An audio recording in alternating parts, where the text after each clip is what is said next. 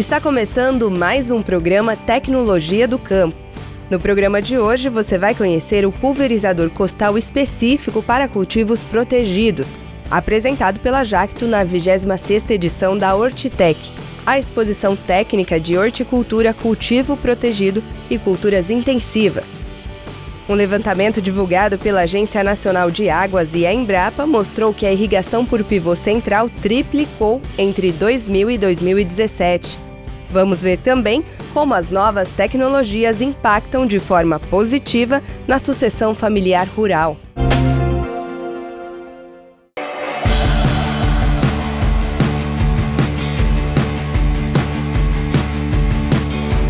Referência mundial em tecnologia para a pulverização das lavouras, a Jacto Máquinas Agrícolas participou da 26ª edição da Hortitec em Olambra, no interior de São Paulo, no maior evento para a apresentação de inovações para o setor de hortaliças da América do Sul, com 2 novos produtos que prometem revolucionar o segmento de proteção às plantas, oferecendo aos produtores rurais um trabalho de aplicação de defensivos em cultivos protegidos com muito menos nível de volume de cauda e menor custo de produção, com o pré-lançamento dos pulverizadores costais PJA-18 e o pulverizador Jacto DJB-20S. O PJA, ele hoje é o produto que melhor consegue eficiência na aplicação. Isso nos deixou muito felizes. É um projeto que nós começamos há 6 anos atrás, uma máquina que vem prometendo ao mercado uma redução na aplicação de químicos. A inovação é uma coisa que está presente no dia a dia da Jacto. Desenvolvido para cultivos com média e alta densidade foliar, o PJA-18 da Jacto é um pulverizador que aplica inseticidas, fungicidas, além de produtos para controle biológico e fertilizantes biológicos e foliares. E conta também com o exclusivo sistema Jacto Flow Control, uma tecnologia que possibilita alcançar a parte inferior das folhas e a parte interna das plantas através do transporte das gotas por um jato de ar. No mundo não existe um equipamento que se compare a este, que é um atomizador onde você faz a projeção da gota por uma ponta hidráulica e uma bomba de diafragma, certo? Projetar a gota e o transporte feito pelo ar. Hoje, o que a gente consegue? 70 gotas por centímetro quadrado, na parte de baixo e em cima da folha, nos 3/3 da planta. E uma redução do volume de aplicação em até 60%. Então, o que comumente, normalmente se aplica 1.000 a 1.200 litros por hectare, hoje a gente consegue com esse equipamento colocar 300 litros por hectare e melhorar a qualidade da aplicação.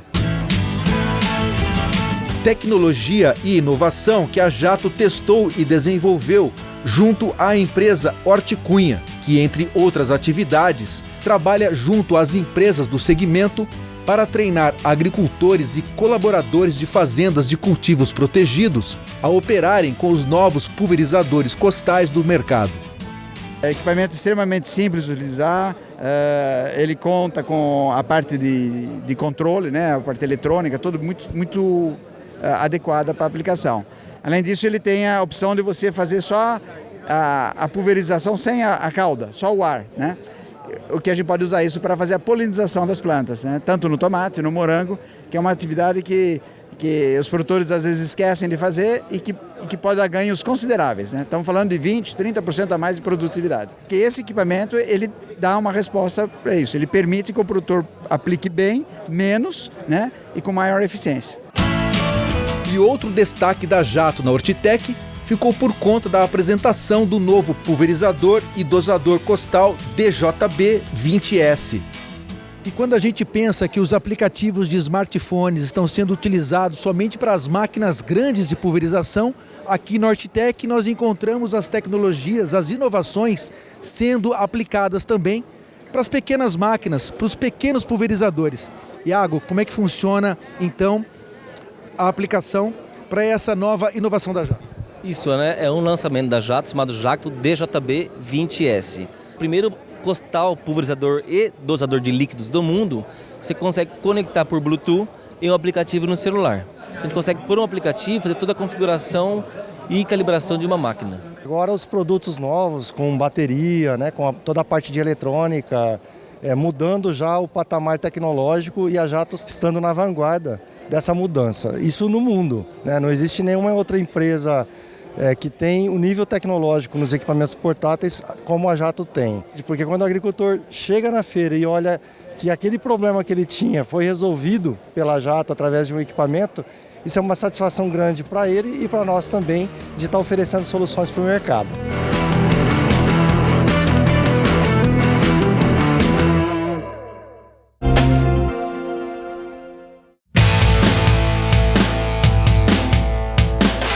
A irrigação por pivôs centrais vem crescendo no país nas últimas 3 décadas, alcançando uma área de 1,47 milhões de hectares em 2017, o triplo do ano de 2000.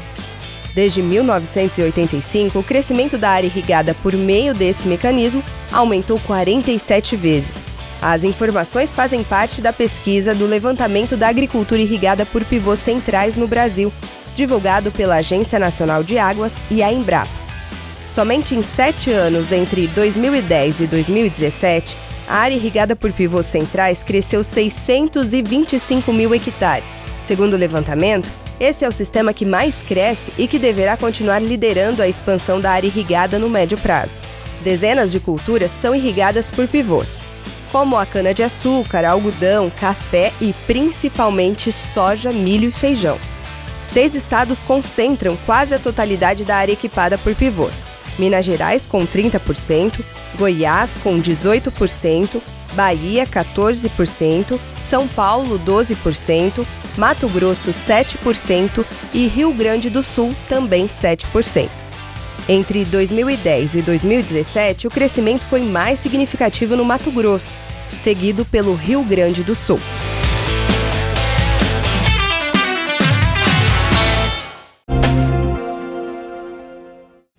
Ainda hoje aqui no programa, você vai ver como as novas tecnologias impactam de forma positiva na sucessão familiar rural. A gente volta já já.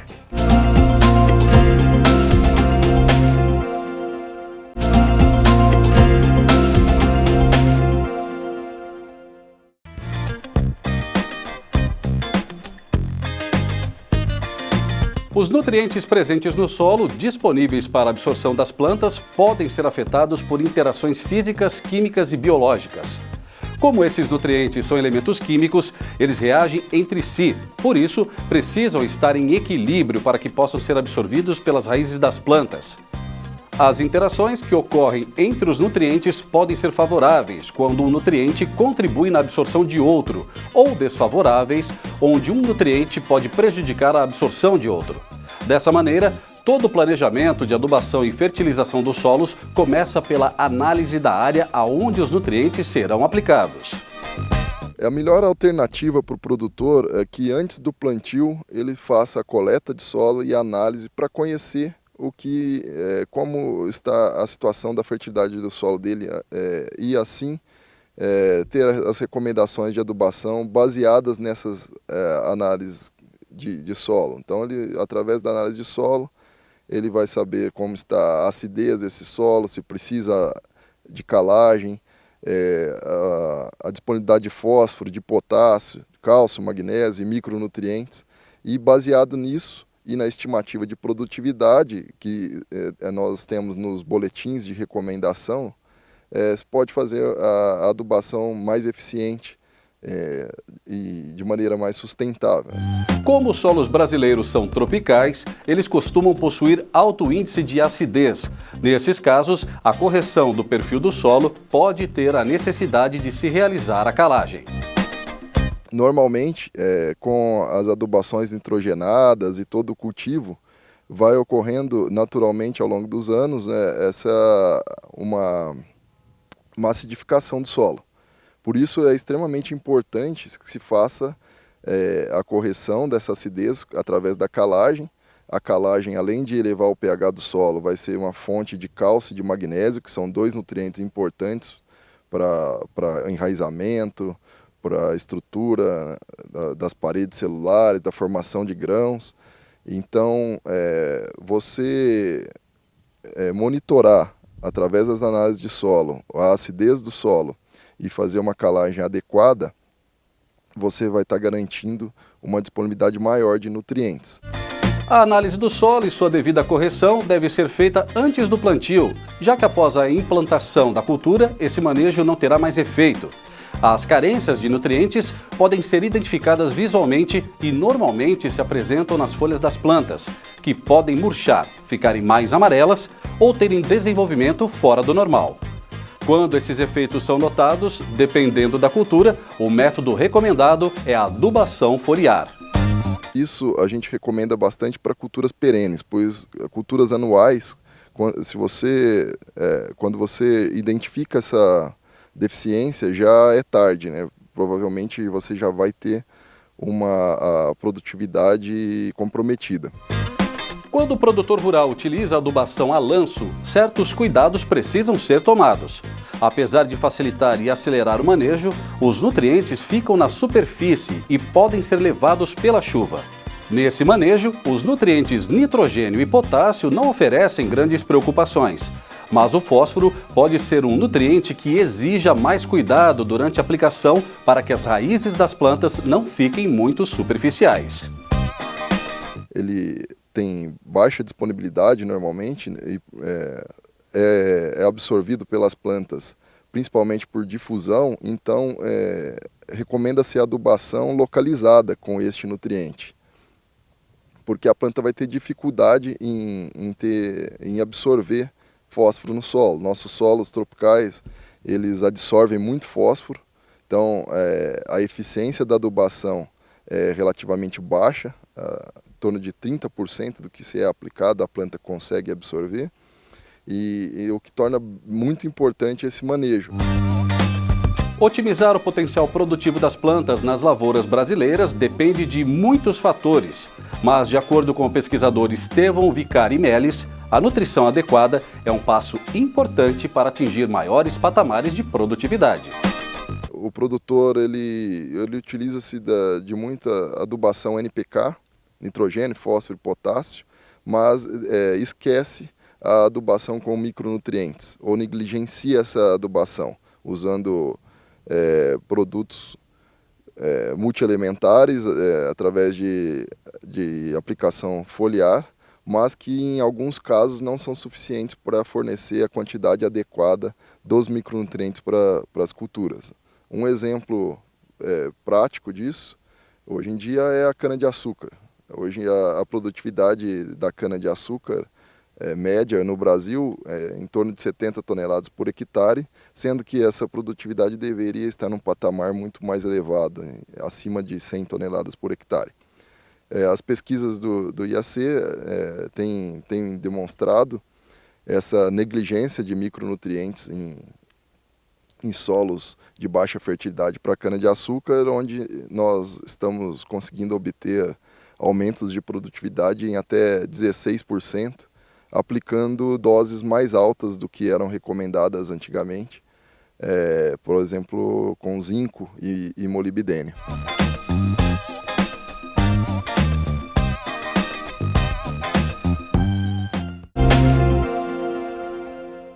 No próximo bloco, você vai ver como as novas tecnologias impactam de forma positiva na sucessão familiar rural. A gente volta daqui a pouquinho.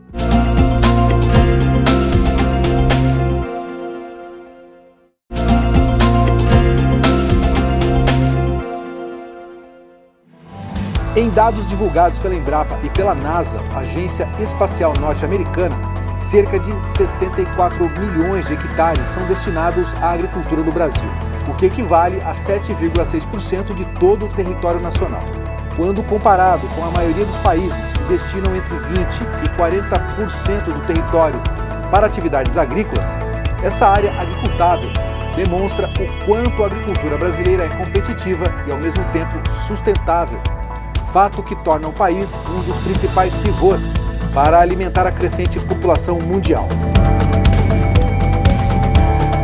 A bovinocultura ocupa em torno de uma unidade animal, isto é, um animal de 450 quilos por hectare.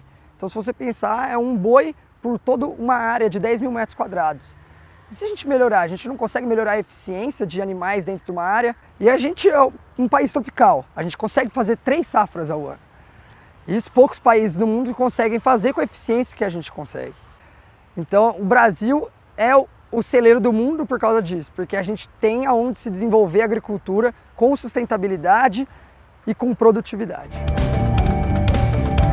Fator que tem preocupado especialistas, o crescimento populacional em 50 anos demandará mais água, alimento, energia e outros recursos naturais. Para pensar nessas e outras questões, diversas instituições nacionais e internacionais têm incentivado pesquisas relacionadas à criação de soluções para suprir as demandas do futuro. Como a abertura de novas fronteiras agrícolas é cada vez mais difícil, o produtor rural precisará desenvolver métodos cada vez mais produtivos em uma mesma área agricultável. Da porteira para dentro, o principal fator de preocupação é a ocupação do solo, recuperação de solos degradados, manejos mais efetivos e um sistema pecuário com menor utilização de hectare por cabeça estão entre os desafios a serem superados. Já da porteira para fora, a segurança alimentar e a redução de desperdícios são os principais fatores a serem solucionados. Problemas que exigem capacitação especializada e que precisarão ser superados pelos jovens que estão começando a trabalhar nas propriedades rurais. Atualmente a gente tem 7 bilhões de pessoas no mundo. Em 2050 a gente vai ter em torno de 9 bilhões, 9,5 bilhões de pessoas no mundo. E o que isso impacta no jovem que está saindo da universidade hoje? Esse jovem tem que, no mínimo, sair com uma mente aberta e entender quais são os caminhos para ele evoluir. Porque senão ele vai ficar estagnado, não vai conseguir se desenvolver. E, além disso, a universidade tem apoiado, desde universidades públicas ou particulares, até como cursos técnicos, até mesmo empresas, como a gente vê em Pompeia, como a gente vê diversos FATECs hoje em dia, apoiando esse jovem para esse desenvolvimento do futuro. A busca por novos conhecimentos, novas técnicas de manejo e um mercado promissor aberto para novidades fazem com que o agronegócio atraia a atenção dos jovens. A nova geração tem a missão de alimentar o mundo, aumentando não apenas a quantidade, mas também a qualidade dos alimentos. A gente vê uma crescente na classe média daqui em 2050, por exemplo, de 30% a 40%. E o que isso acarreta para a gente que vai trabalhar com o agronegócio, com a agricultura, com a produção de alimentos? Isso acarreta que essas pessoas não vão mais querer o mesmo tipo de alimento que eles consumiam agora. Vai ter um aumento de consumo de proteína e diversos outros. E aí a gente vê diversas startups, diversas inovações para resolver esse problema futuro, com qualidade nutricional, com um bom alimento em relação na sua forma física e saudável principalmente. Embaixador de uma instituição internacional que incentiva pesquisadores e empreendedores na busca de alternativas sustentáveis para a agricultura do futuro, Matheus considera que iniciativas como essa servem de estímulo para o surgimento de novas soluções e práticas de mercado colaborativas. Desenvolvimento de liderança, desenvolvimento de pensamento mesmo, para a gente abrir nossa cabeça e ver que o mundo não é isso aqui. Então a gente think out of the box, a gente sair um pouco da nossa caixinha e pensar no próximo e no futuro e no que está por vir aí.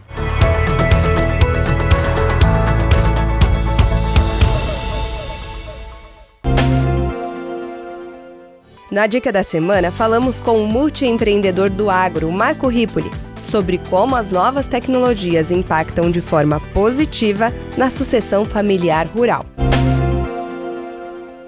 Hoje no Brasil, mais de 90% das propriedades rurais são propriedades de empresas familiares. Não importa, podem ser pequenas propriedades, médias e grandes propriedades, mas são ainda geridas por famílias, por grupos familiares. É importante a gente sempre salientar um tema que cada vez se torna mais relevante quando a gente fala em sucessão familiar. Por quê? É o futuro do negócio, é a prosperidade do negócio que aquela família construiu por muitos e muitos anos e passou por muitas crises para obter o sucesso hoje que vem obtendo. Para a gente entender melhor isso, como é que a gente consegue fixar o sucessor, o filho, o neto, o sobrinho na propriedade rural, eu faço uma alusão com a tecnologia. Antigamente se falava muito assim: meu filho, você quer estudar, você tem que ir para a cidade e ter a sua educação para poder ficar na cidade e ser bem sucedido. Hoje em dia isso mudou. Isso mudou porque a realidade é o seguinte: filho, se você quiser ficar no campo, você precisa estudar.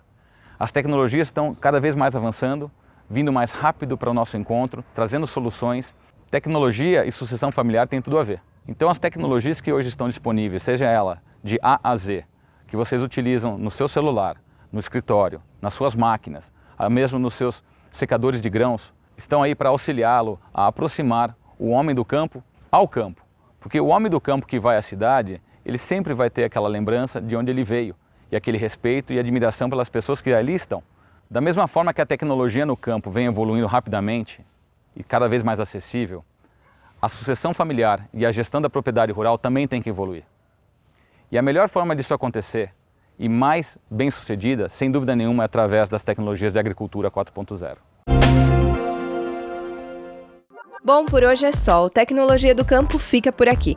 Se você quiser rever alguma reportagem deste programa, quinta-feira tem reprise aqui no Canal Rural, 1h30 da tarde. Acompanhe também mais novidades em tecnologia rural pelas nossas redes sociais. Estamos no Facebook, Instagram e YouTube. Nós voltamos no próximo sábado. Até lá!